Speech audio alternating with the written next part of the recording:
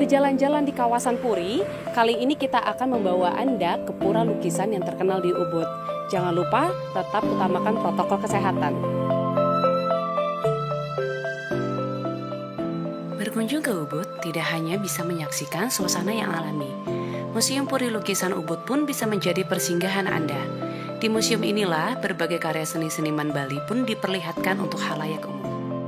Untuk berkunjung ke sini hanya cukup 65.000 saja sudah bisa menikmati seluruh kawasan galeri dan sudah menerapkan protokol yaitu pengecekan suhu, sanitasi, dan jangan lupa pakai masker. Museum Puri Lukisan Ubud merupakan museum seni tertua yang ada di Bali dengan berbagai koleksi lukisan Bali yang bertema modern maupun tradisional. Lukisan yang terdapat di museum ini mewakili berbagai macam gaya lukisan, mulai dari gaya lukis Sanur, gaya lukis Batuan, gaya lukis Ubud, dan masih banyak lagi.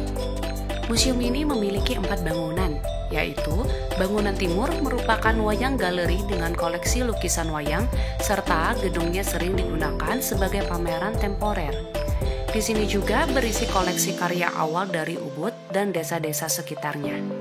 Jumlah karya lukis sebanyak 47 buah dan patung sebanyak 3 buah. Karya lukis ini bertemakan pewayangan dari lukisan klasik yang telah ada sebelum abad ke-20 dan dikombinasikan dengan karya tema pewayangan yang sudah mengalami perkembangan yang terdiri dari wayang gaya Kamasan, Ubud, Batuan, dan lain sebagainya. Bangunan utara berisi hasil karya yang colorful dari gaya lukisan young artist dan beberapa karya dengan gaya modern. Salah satu karya yang berada di bangunan ini adalah koleksi lukisan karya I Gusti Nyoman Lempat 1862 sampai 1978, di mana beliau dikenal sebagai Renaissance Man, yang sangat juga dihormati di Bali hingga kalangan artis dunia. Ia dianggap sebagai guru seni sejati yang dimana karyanya yang tak hanya lukisan, namun juga seni memahat patung dan arsitektur. Seperti yang dijelaskan sebelumnya, gedung ini memamerkan hasil karya-karya para seniman yang dibuat pada era Pitamaha sebelum Perang Dunia Kedua, dengan 3 aliran berbeda, yakni aliran Ubud, Batuan, dan Sanur.